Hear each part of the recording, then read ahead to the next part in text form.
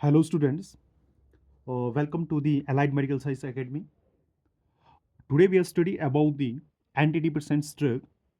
Antidepressants drug हम use करते हैं ऐसे पेशेंट्स में जिनमें डिप्रेशन के सिम्टम्स देखने को मिलते हैं। डिप्रेशंस दो टाइप का होता है, एक यूनिपोलर होता है, बाइपोलर होगा। यूनिपोलर में क्या होगा, ऐसे पेशेंट्स जिनमें सिर्फ डिप्रेशन के सिम्टम देखने को मिलेंगे, और जो बाइपोलर डिप्रेशन होगा जिसमें उसके साथ डिप्रेशन के साथ साथ मैनिया के सिम्टम भी देखने को मिलते हैं।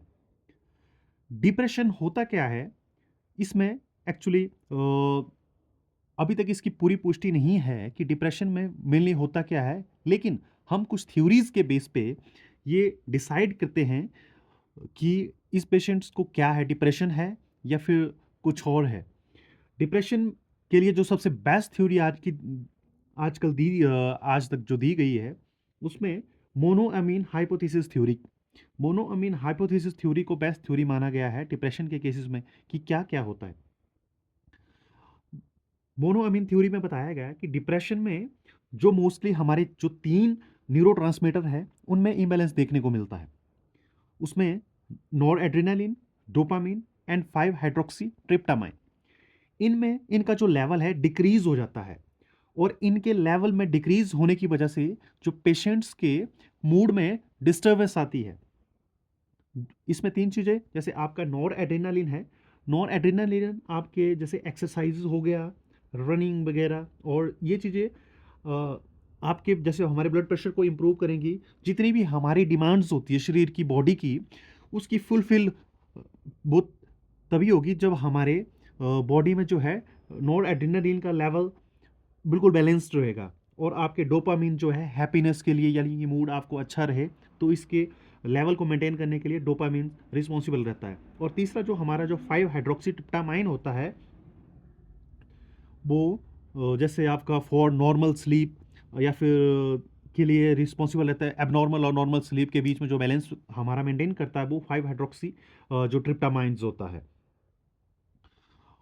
और इन चीज़ों को बैलेंस करने के लिए अगर किसी पेशेंट्स में ये चीज़ें डिस्टर्बेंस हो जाए, इन तीनों न्यूरोट्रांसमिशन में डिस्टर्बेंस आ जाती है, तो उनकी ट्रीटमेंट के लिए जो ड्रग्स हम देते हैं उन ड्रग्स को बोलते हैं हम एंटी डिप्रेसेंट्स ड्रग। ऐसी ड्रग जो इन चीज़ों को बैलेंस को मेंटेन करती है। तो फर्स्टली जो ये सिर्फ कॉम्पिटेटिव बेस पे ही मैंने सेलेक्टिव जो है जो ड्रग्स क्लासेस है वो सेलेक्ट की हुई है। और हो सकता है अगर आप जब कहीं और पढ़ेंगे तो ये ड्रग्स की जो क्लासिफिकेशन है वो उसमें और भी ऐड हो, बट ये सिर्फ selective for the competitive purpose के लिए। जो फर्स्ट है, एंटी डिप्रेसेंट्स क्लासेस को 5 टाइप से डिवाइड किया जाता है। Reversible monoamine oxidase inhibitor, tricyclic anti depressants and atypical anti depressants drug, and another one is the selective serotonin reuptake inhibitors and selective serotonin and noradrenaline reuptake inhibitors। अगर हम reversible mono amino oxidase जो enzyme है उसकी inhibition की बात करें, उसमें 2 drugs होती है, मैक्लोबिमाइड एंड क्लोरगाइलिन। और जो ट्राईसाइक्लिक एंटी डिप्रेसेंट्स ड्रग है वो दो क्लासेस में डिवाइडेड है वो ड्रग्स। एक पहली क्लास जो है नॉर एड्रेनालिन और 5-HT, जो इनके रीअपटेक को, दोनों के रीअपटेक को इनहिबिट करती है। इसमें आपका एमिट्रिप्टाइलिन, इमिप्रामाइन एंड ट्राइमिप्रामाइन, क्लोमिप्रामाइन, डॉक्सापाइन एंड डोथिफाइन, ये जो ड्रग्स है ये नॉर एड्रेनालिन और 5-HT के दोनों के रीअपटेक को इनहिबिट करती है। मैं आपको ये चीज़ दूसरे लेक्चर में बताऊंगा कि रीअपटेक कैसे होता है और इनका रिलीज कैसे होता है और कैसे ये ड्रग्स जो है इनको इनहिबिट कर देती है। और दूसरी जो ड्रग्स है predominantly nor adrenaline reuptake inhibitor, ये जो है ओनली नॉर एड्रेनालिन के ही रीअपटेक को इनहिबिट करती है। अगर किसी पेशेंट में सिर्फ नॉर एड्रेनालिन के ही रीअपटेक को इनहिबिट करना है, जैसे आपका नॉरट्रिप्टाइलिन, डेसिप्रामाइन एंड रेवोक्सिटिन। और जो तीसरी क्लासेज है हमारी एटिपिकल एंटी डिप्रेसेंट्स ड्रग, इसमें आपका बिलाजोडोन एंड ट्रोजाडोन, बुप्रोपायोन, बिलाजोडोन, टोजाडोन और बुप्रोपायोन एंड मियासिरिन एंड ट्राइनिप्टाइन, एमोक्सापाइन एंड मिट्राजिपाइन, ये आपका एटिपिकल एंटी डिप्रेसेंट्स ड्रग है। बिलाजोडोन, टोराजोडोन, बुप्रोपायोन, मियासिरिन एंड ट्राइनिप्टाइन, एमोक्सापाइन एंड मिजाफाइन। अब जो चौथी क्लास है हमारी, जो सेलेक्टिव सेरोटोनिन रीअपटेक इनहिबिटर, जो ओनली सेरोटोनिन के रीअपटेक को ही इनहिबिट करती है, उसमें जो इंपॉर्टेंट ड्रग्स है हमारी फ्लोक्सिटिन एंड फ्लोक्सामाइन, सिट्रालिन, सिटैलोप्रेम एंड इस सिटैलोप्रेम, पेरोक्सिटिन एंड डेपोक्सिटिन।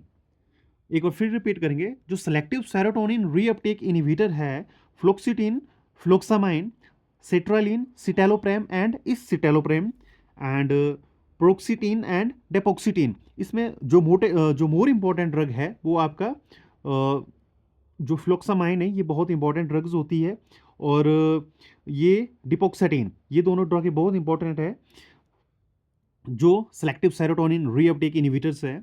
और जो उसके बाद आती है हमारी selective nor adrenaline and serotonin reuptake inhibitor, यानी कि दोनों सेरोटोनिन और नॉर एड्रेनालिन दोनों के रीअपटेक को इनहिबिट करती है। इसमें विल्नाफेक्सिन और डेसविल्नाफेक्सिन, ये बहुत इंपॉर्टेंट ड्रग है, विल्नाफेक्सिन एंड डेसविल्नाफेक्सिन एंड मिलनासिप्रेम और लीवोमिलनासिप्रेम, ये जो selective serotonin and nor adrenaline दोनों के रीअपटेक को इनहिबिट करती है। ये ड्रग्स याद करने के लिए बहुत ईजी है, विल्नाफेक्सिन एंड डेसविल्नाफेक्सिन, मिलनासिप्रेम प्रेन और लीवोमिलनासिप्रेन एंड डोलोक्सीटीन, ये हमारी जो एंटी डिप्रेसेंट्स ड्रग्स है। और ये डिप्रेसेंट्स ड्रग्स मैंने क्लासीफाई सिर्फ एग्जाम पॉइंट ऑफ व्यू से करी है, जो कि बहुत इंपॉर्टेंट है। Okay, thank you. और अगले लेक्चर में हम डिस्कस करेंगे कि डिप्रेशन होता क्या है और कौन कौन से जो न्यूरोट्रांसमीटर कैसे कैसे इम्बैलेंस होते हैं इनमें, और जो न्यूरोमस्कुलर जंक्शन कैसे होता है, ये मैं क्लियरली आपको बताऊंगा कि न्यूरोमस्कुलर जंक्शन होता क्या है। इसमें जो बेसिकल्स में जो हमारे ट्रांसमीटर स्टोर्स होते हैं वो किस तरीके से स्टोर होते हैं, और कैसे ये ट्रांसमिशंस होती है, जो हमारे कैसे यहाँ पे साइनेप्टिक क्लेफ्ट पे आता है, कैसे ये दूसरे पे जो हमारे अदर न्यूरॉन की एंडिंग पर से रिलीज होके अदर पे कैसे बाइंड्स करता है, कैसे ये रीअपटेक होता है, और ये हमारी ड्रग्स कैसे इस पे काम करती है, यानी कि इसका मैकेनिज्म ऑफ एक्शंस कैसे हैं, ये सब हम नेक्स्ट लेक्चर में डिस्कस करेंगे। So thank you. ये टुडे हमारा सिर्फ एक इम्पॉर्टेंट जो एंटी डिप्रेसेंट क्लासेस ड्रग्स थी उस पे था। Okay, thank you.